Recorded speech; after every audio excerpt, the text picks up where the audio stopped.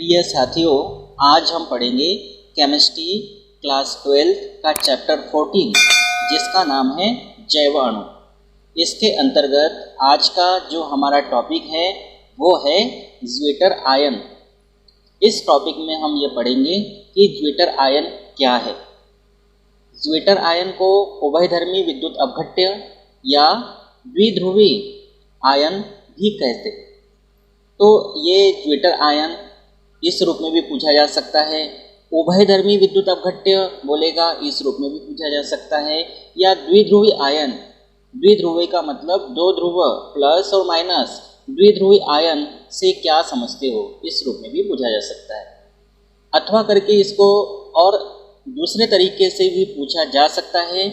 उदाहरण द्वारा स्पष्ट कीजिए कि एमिनो अम्ल अम्लीय तथा क्षारीय दोनों प्रकार की प्रकृति दर्शाते हैं। तो इस तरह से ये जो क्वेश्चन है, ज्वीटर आयन या उभयधर्मी विद्युत अपघट्य या द्विध्रुवी आयन से क्या समझते हो, या फिर ऐसा भी पूछा जा सकता है कि उदाहरण द्वारा स्पष्ट कीजिए कि एमिनो अम्ल अम्लीय तथा क्षारीय दोनों प्रकार की प्रकृति दर्शाते हैं।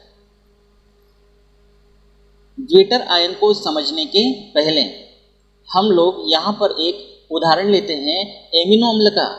एमिनो अम्ल का सामान्य सूत्र जो होता है वो इस तरह का होता है। कार्बन के साथ COOH ग्रुप होता है, कार्बन के साथ एक NH2 ग्रुप होता है। आप कोई ग्रुप कहीं पर भी लगा सकते हो, तो COOH और सिंगल बॉन्ड NH2, और एक यहाँ एल्किल ग्रुप होता है और कार्बन के साथ एक हाइड्रोजन। तो इस तरह से ये जो है ये हमारा है एमिनो अम्ल का सामान्य सूत्र। यहाँ R के भिन्न भिन्न मान रखकर भिन्न भिन्न एमिनो अम्ल आप बना सकते हो। तो इस तरह से हमने लिया एमिनो अम्ल।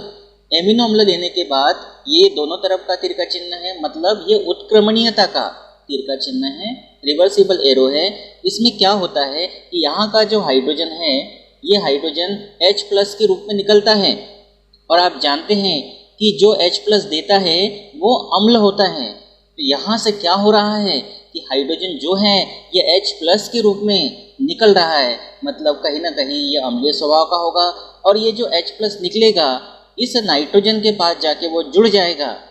H+ नाइट्रोजन के पास जाके जुड़ जाएगा, क्योंकि आप जानते हैं कि नाइट्रोजन पर एक एकाकी इलेक्ट्रॉन युग्म होता है, और एकाकी इलेक्ट्रॉन युग्म होने के कारण ये दो इलेक्ट्रॉनों से एक बंध के द्वारा हाइड्रोजन जुड़ जाएगा, और अपना धनावेश जो है यहाँ से जो निकला है H+, हाइड्रोजन दो इलेक्ट्रॉनों से बंध बनाकर जुड़ जाएगा और अपना जो धनावेश है वो नाइट्रोजन को दे देगा। तो इस तरह से यहाँ से क्या हुआ है, यहाँ से H+ निकला है, मतलब ये अम्लीय स्वभाव का है और इसने H+ ग्रहण किया है, तो ये क्षारीय स्वभाव का है। इसका मतलब एक ही सूत्र में या एक ही अणु में दो विपरीत स्वभाव वाले समूह हैं। एक है COOH सिंगल बॉन्ड COOH समूह, और दूसरा सिंगल बॉन्ड NH2 समूह। तो ये विपरीत स्वभाव वाले जो समूह हैं ये है अम्लीय स्वभाव का और ये है क्षारीय स्वभाव का। तो जो दो विपरीत स्वभाव वाले ये जो समूह हैं ये परस्पर क्रिया करके एक आंतरिक लवण जैसी संरचना बनाते हैं, और ये जो आंतरिक लवण जैसी संरचना बन रही है इसी को हम कहते हैं ज्वीटर आयन।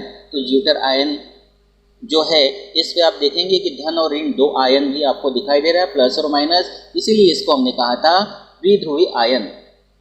इसको प्रश्न में हमने क्या कहा था, द्विध्रुवी आयन, क्योंकि इसमें प्लस और माइनस दोनों आवेश यहाँ दिखाई दे रहे हैं।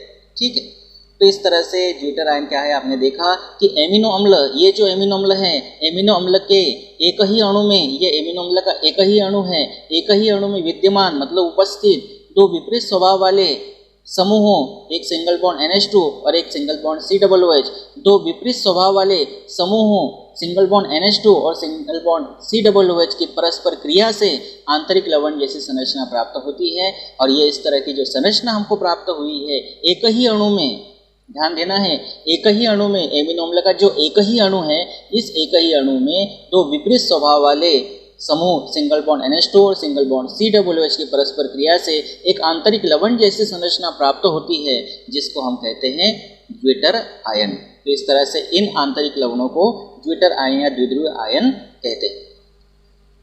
द्विध्रुवी संरचना के कारण ये उभयधर्मी गुण प्रदर्शित करते हैं। प्लस और माइनस द्विध्रुवी संरचना है। द्विध्रुवी संरचना के कारण ये उभयधर्मी गुण प्रदर्शित करते हैं।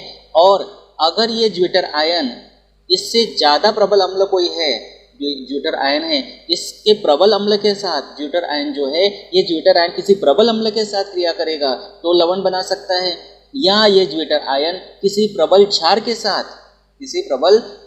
भी क्रिया करके लवण बना सकता है। तो इस तरह से ज्विटर आयन जो है ये एक प्रकार से लवण का निर्माण भी कर सकता है। कब? या तो ये प्रबल अम्ल के साथ क्रिया करे या तो प्रबल क्षार के साथ क्रिया करे। तो इस तरह से आपने देख लिया कि ज्विटर आयन क्या है, और हमने ये भी देख लिया द्विध्रुवीय संरचना है तो ये उभयधर्मी गुण प्रदर्शित करेगा। उभयधर्मी गुण का मतलब ये अम्ल की तरह भी व्यवहार करेगा। कब? जब प्रबल क्षार के साथ क्रिया करेगा, और क्षार के समान भी व्यवहार करेगा जब प्रबल अम्ल के साथ क्रिया करेगा। तो इस तरह से द्विध्रुवीय संरचना के कारण ये उभयधर्मी गुण प्रदर्शित करते हैं।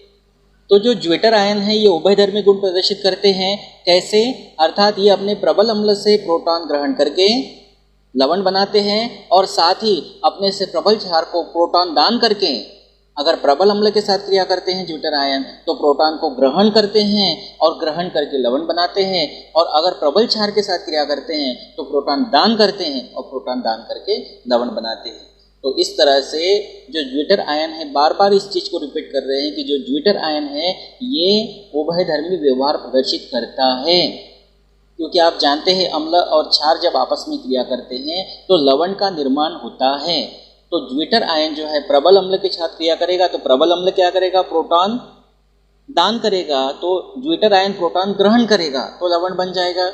और प्रबल क्षार के साथ क्रिया करेंगे तो ज्विटर आयन जो है ये ज्विटर आयन प्रोटॉन दान करेगा क्षार को, और क्षार को प्रोटॉन दान करके भी लवण बना सकता है। तो इस तरह से आप बहुत अच्छे से इस बात को ध्यान रखना कि जो ज्विटर आयन होता है वो अपने से प्रबल अम्ल से प्रोटॉन ग्रहण करके लवण बनाता है, और साथ ही अपने से प्रबल क्षार को प्रोटॉन दान करके भी लवण बनाते हैं। अतः एमिनो अम्ल जो है ये अम्ल की तरह भी व्यवहार करते हैं और क्षार की तरह भी व्यवहार करते हैं। तो इस तरह से ज्विटर आयन आपको बहुत ही अच्छे से ध्यान रखना है। ज्विटर आयन जो है ये कैसे आपने पता किया कि जो एमिनो अम्ल का एक अणु है इसमें दो विपरीत स्वभाव वाले समूह हैं, सिंगल बॉन्ड NH2 और सिंगल बॉन्ड COOH। ये दो विपरीत स्वभाव वाले समूह परस्पर क्रिया करके आंतरिक लवण जैसी जो संरचना बना रहे थे तो उसको हमने ज्विटर आयन नाम दिया है।